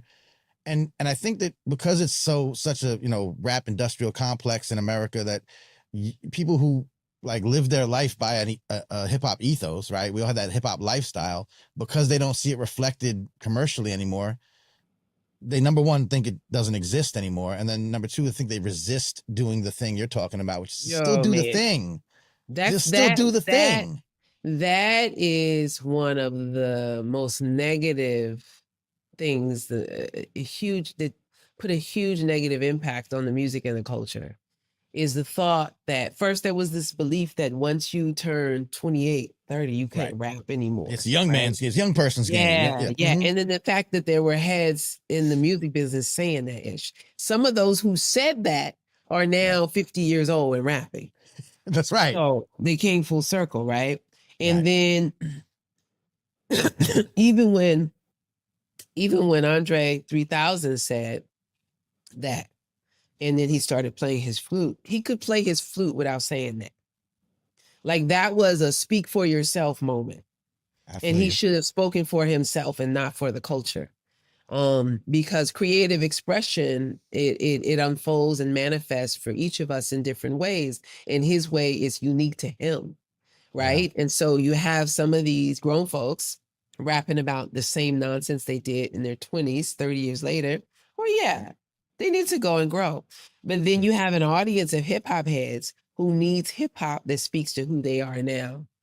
The folks with grown folks in college, the folks on their second marriage, the folks who lost a house but built a successful business, and now their mom is gone and can't watch the success. The people who have been in business with their father for 40 years and pops is now, can't walk anymore. Like, we need these stories.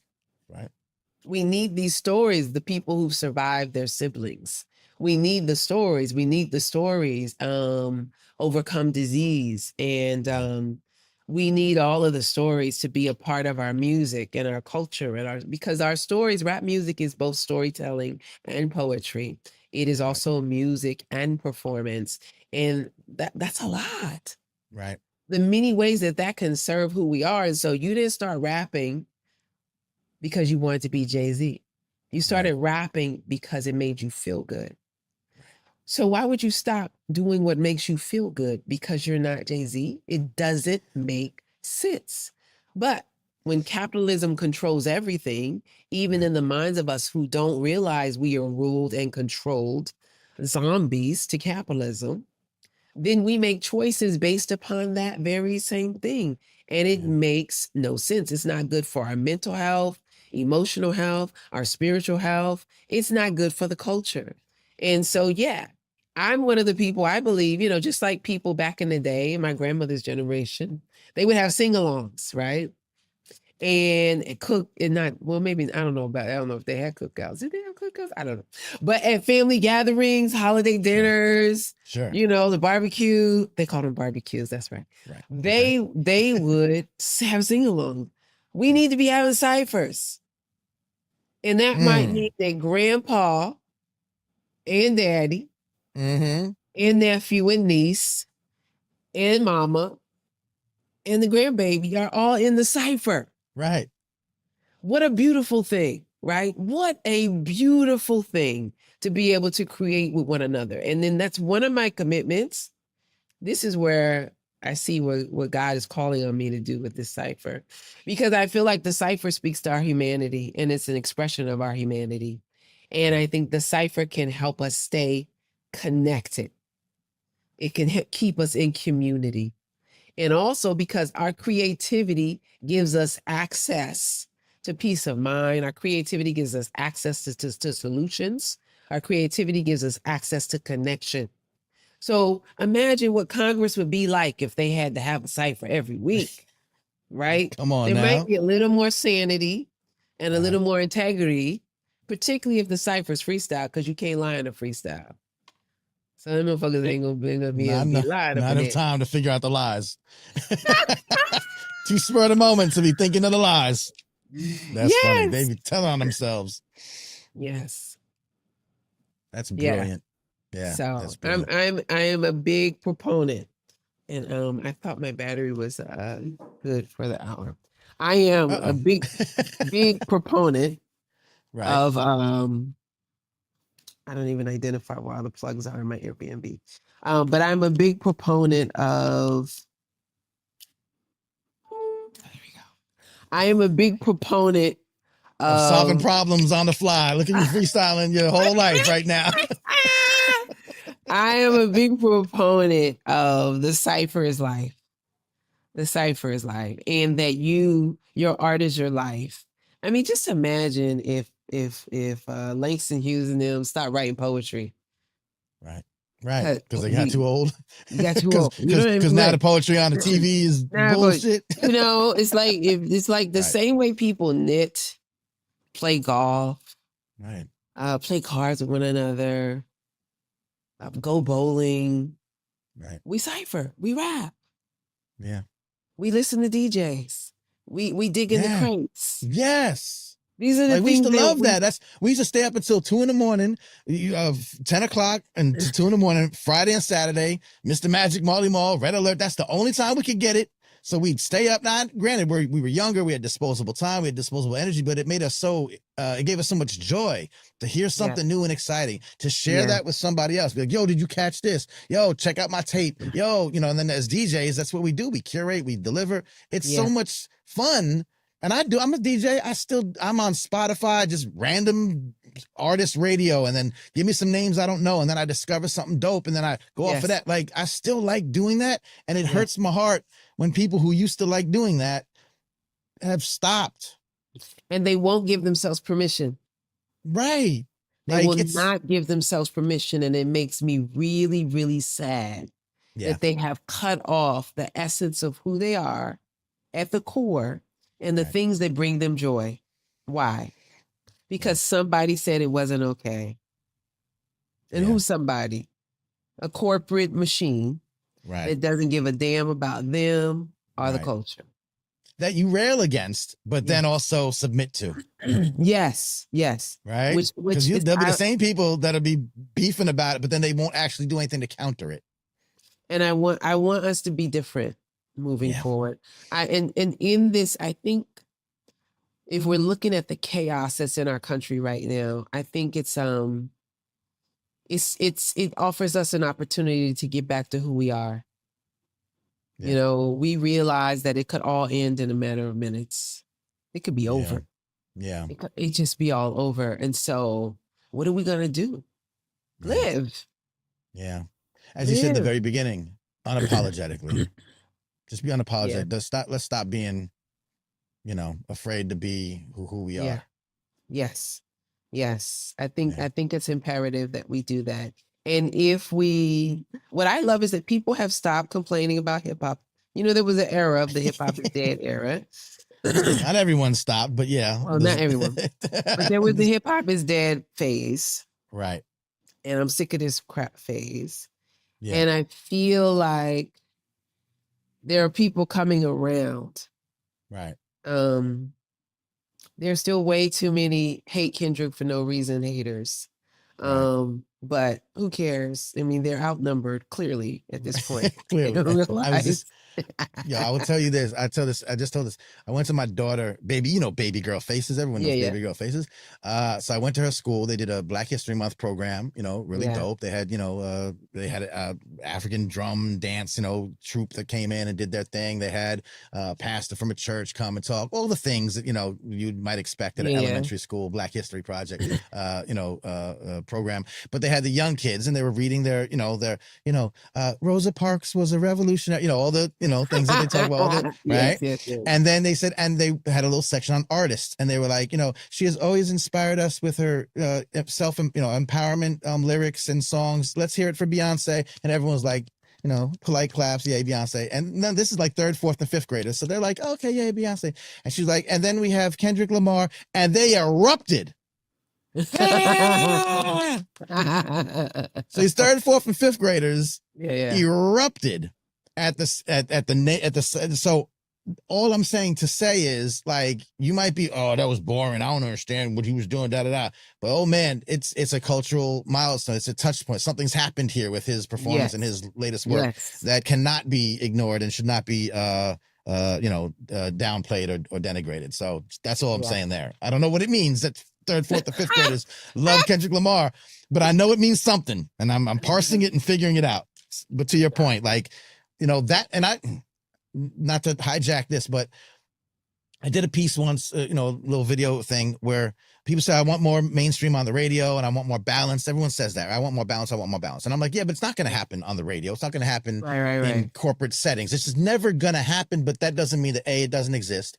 But also where I want to see it happen is when children are young in school, in 3rd and 4th and 5th grade. Because if you come out of 3rd, 4th, and 5th grade knowing that Kendrick Lamar is a thing, that when you get older and you get exposed to all the ratchety stuff, which there's a place for, we love ratchety stuff sometimes, but you'll have come in with the foundational knowledge that that's not all it is. Yes. So where I want to see the balance is early in schools. Have your 3rd or 4th, 5th graders talking about Kendrick Lamar in the classroom. If they know who he is, then you should be talking about his artistry in, age appropriate ways and curriculum appropriate ways.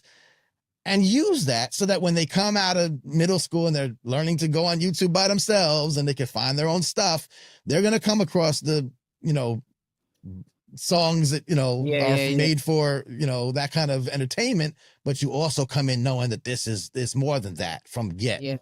Yes. And so I think that's so important. Yes. I think that's a really, really wonderful point, because the formative years are critically important. Right. That's the foundational years. Yeah.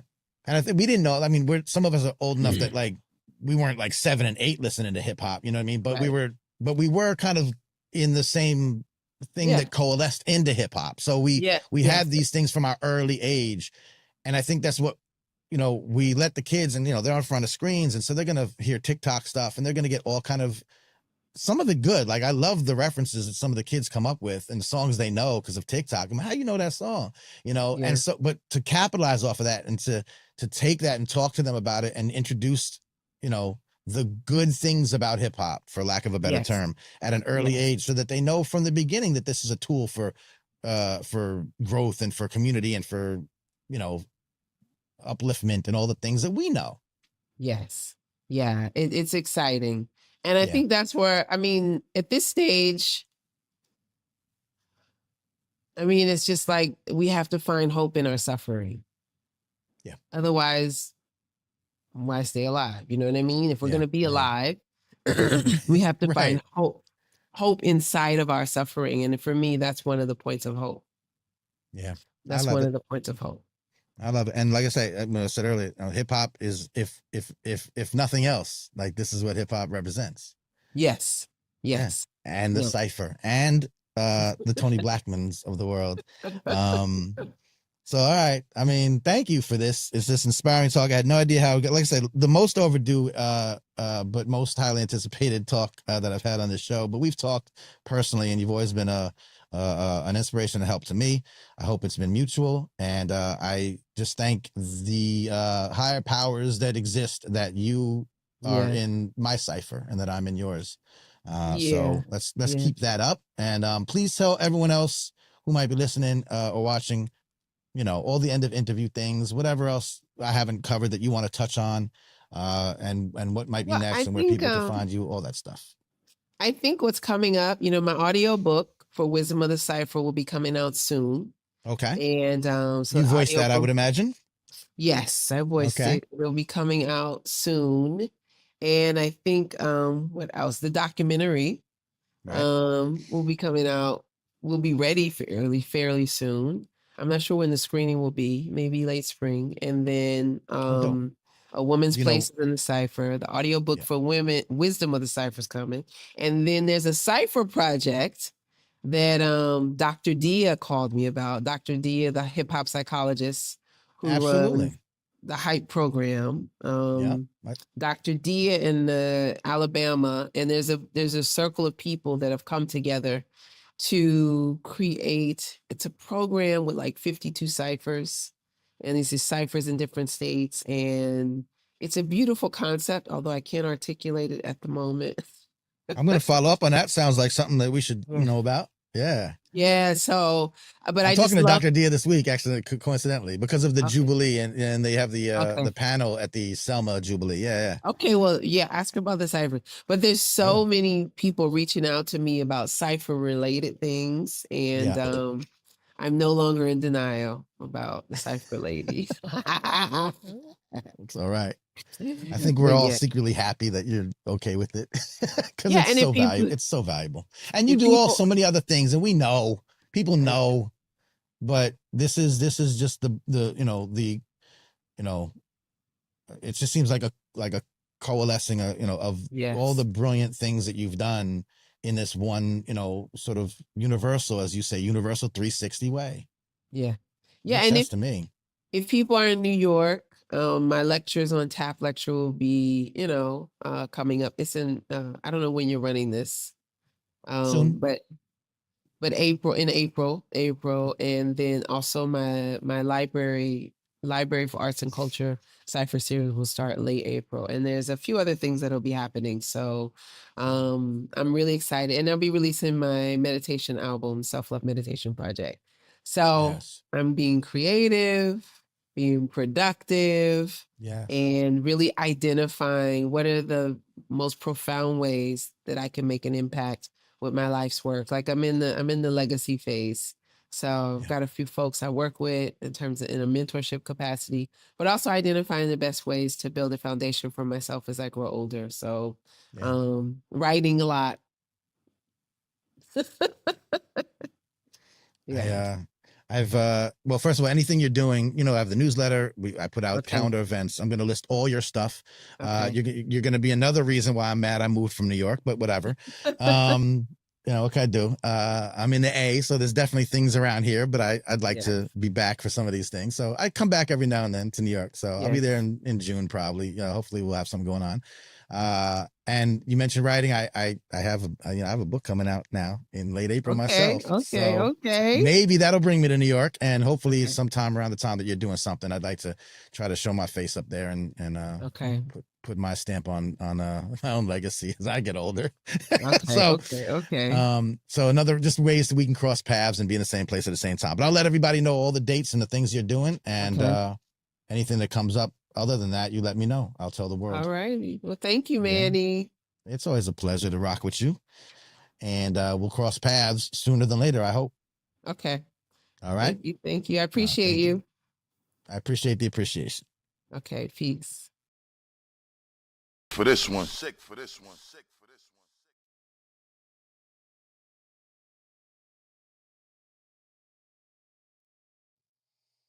one. Yes, y'all. And you don't stop. It's your man, Manny Faces, rocking that hip hop. Can save America. Thank you, Tony. Tony's been in the chat during the live stream. Thank you so much for dropping in with us. Doing it ahead of time, and then still coming in and finding time to be in community, to be in the cipher with us. I love you so much. You are so beloved by so many people that I know, and I'm just so glad. Long overdue, but like I said, I wanted to make sure you had your flowers in the way that I do it here on Hip Hop Can Save America. The number one hip hop podcast live stream media ecosystem for the culture. I don't care what anybody says, because here we represent the entire culture. We represent the people that are representing the entire culture.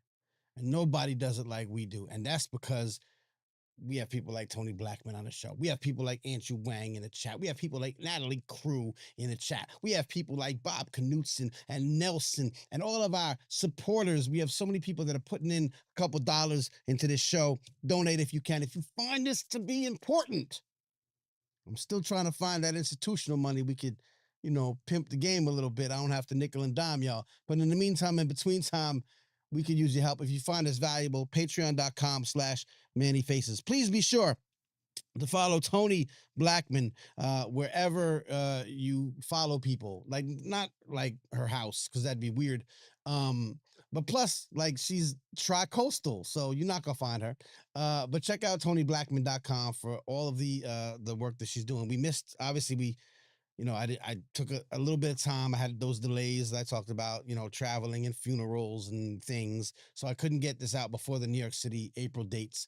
But she's as you know, she got a lot going on. She's going to be back in a city near you as soon as possible. I'd love to find a way for us to work something together.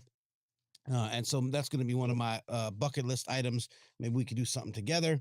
Once again, ToniBlackman.com or Toni Blackman on social media. Please follow our good friend, Toni, and all that she does. Thank you again for checking with us tonight. The thing you can do is make sure you're giving this a thumbs up. Do all the YouTubey things. Thumbs up. Subscribe if you're not subscribed. Do a quick share. They missed it, but they'll be able to watch it on the replay. I'm here most Mondays. I did take a few weeks off. Like I said, I was traveling. Shouts to Lauren Kelly, the hip hop youth research and activism conference at Rutgers. I was there.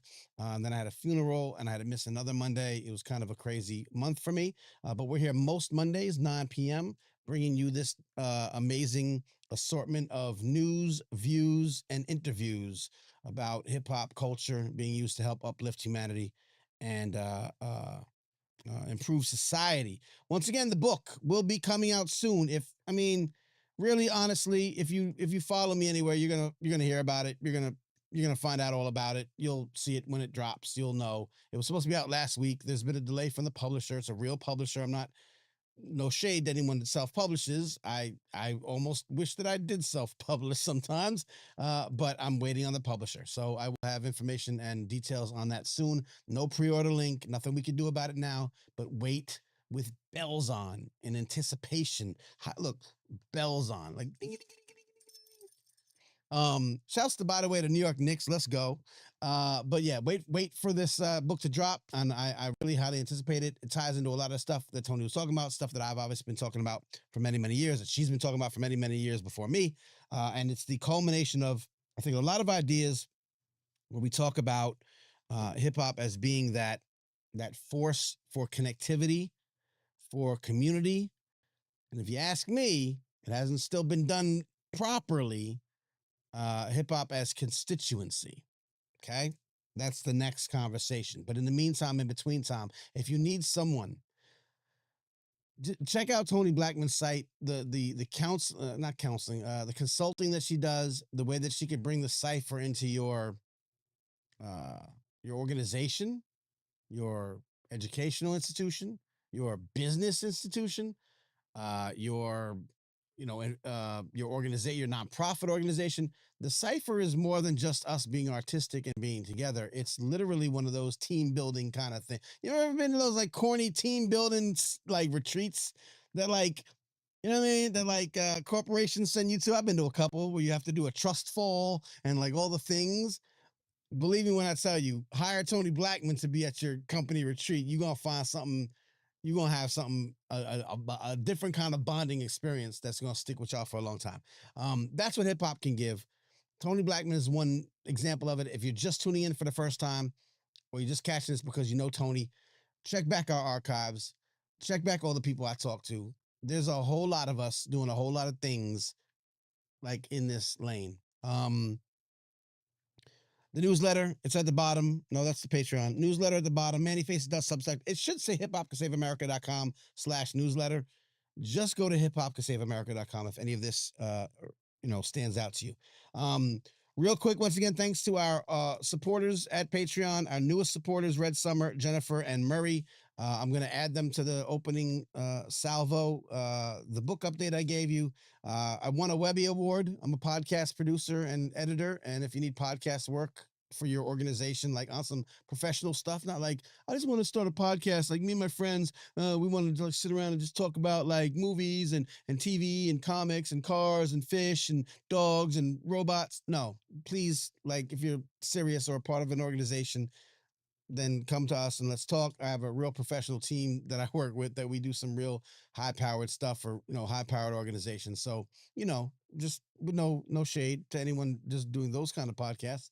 I'm not going to take that job. But if you're, with an organization, you've been wondering how to use the power of podcasting to help amplify your message, nonprofits especially, if you're not scared of what's happening out there in the world, we can help you really amplify your message, obviously corporate or high-powered individuals. That's kind of who we work with. I donated a kidney 6 years ago, April 25th, 2019, and I wrote about it. That's interesting, and I want to share that with you.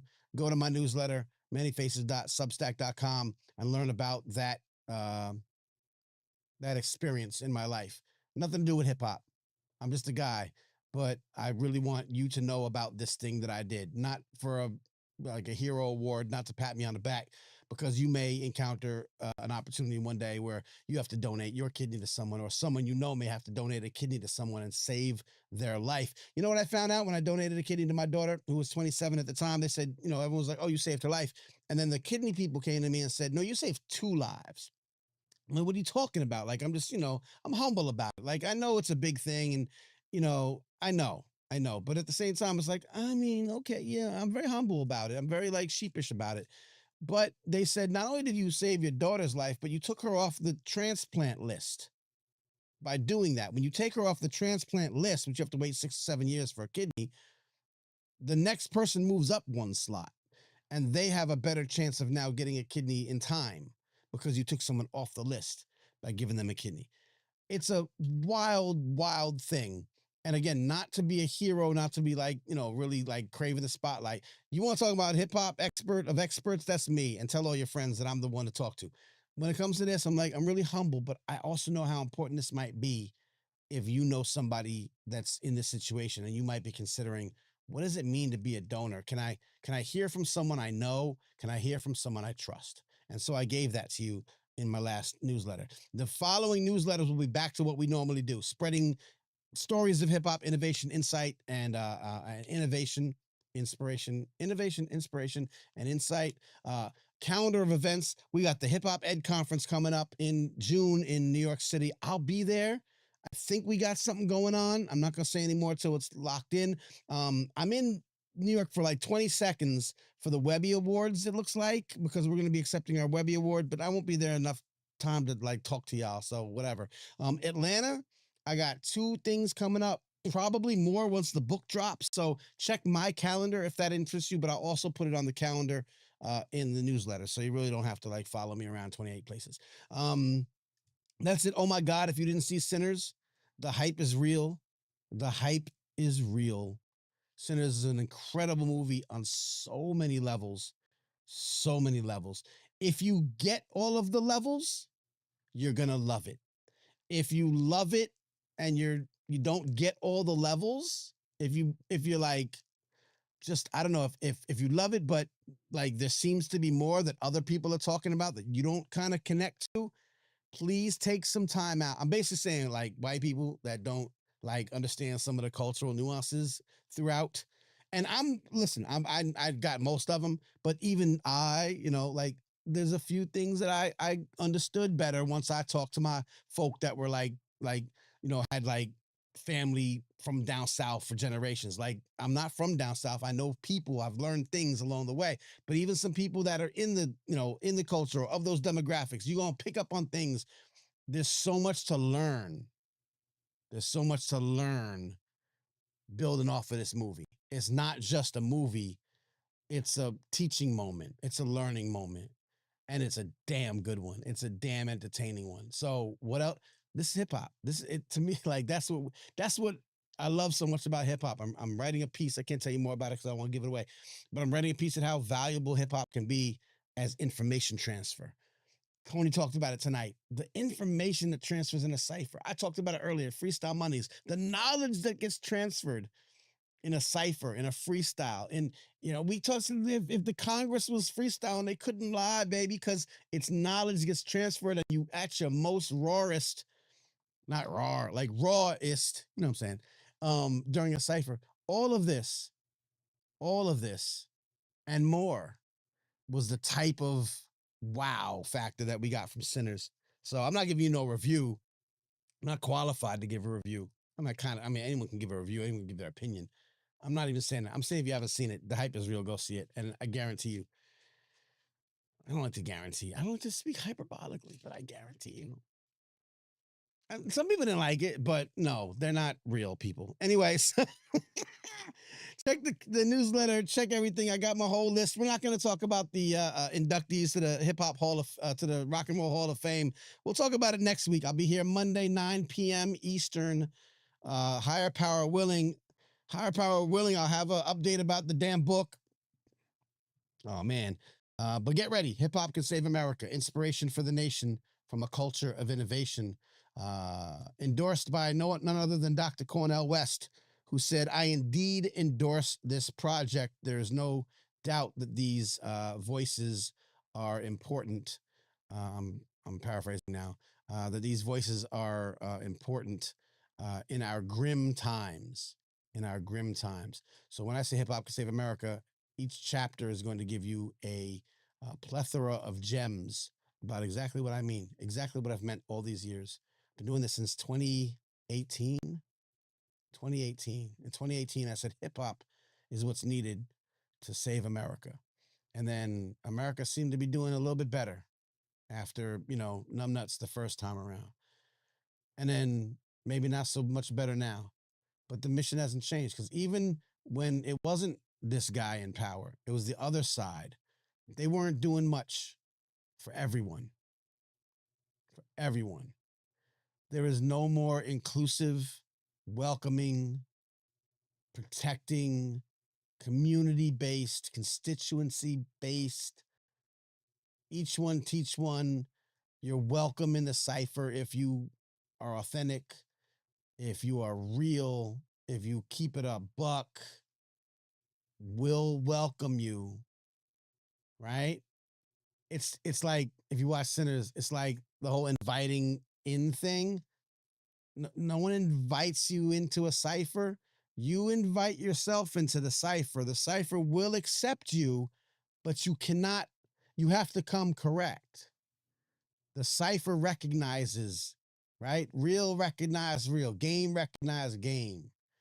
And there's something about the DNA in hip hop, and specifically the cipher, that gives us the blueprint for real unity and for real connectivity and for real community. And I would argue, and I do, real constituency.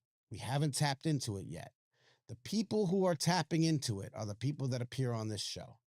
And I thank them for their time, and I thank you for your time, for listening, paying attention, and being inspired like I am to keep going, even though no one pays me but y'all to do this. So again, donate your asses to patreon.com/manyfaces, because I've said, hey, you want to sponsor this? Y'all want to rock with this? You want to partner with this? And they're like, no, we'd like to talk about, what Kanye West is saying this week. Or no, we're going to publish posts about, Kendrick and Drake. And I'm like, yeah, but we doing some real important stuff. And they're like, nah, that's not hip hop to us. Okay. Thank you to those of you for whom this is hip hop. We'll be back next Monday, God willing, 9 p.m. Hit me up anytime. I'm around. You can talk to me. I'll break all this stuff down. Hit the wrong button. I still don't have an outro to this show. I have a new intro song, Shouts to Silent Night. I haven't added the new Patreon subscribers to the video, but everything's looking and sounding and tasting pretty sweet, so I like it. I'm making moves. The book is a lot of work, y'all. The book was a lot of work. It took a lot out of me. And it's not even here yet, but we'll be there. We'll get this soon. Anyway, I'll let y'all go to bed. getting late. I appreciate y'all. See, man, many faces. I'm out.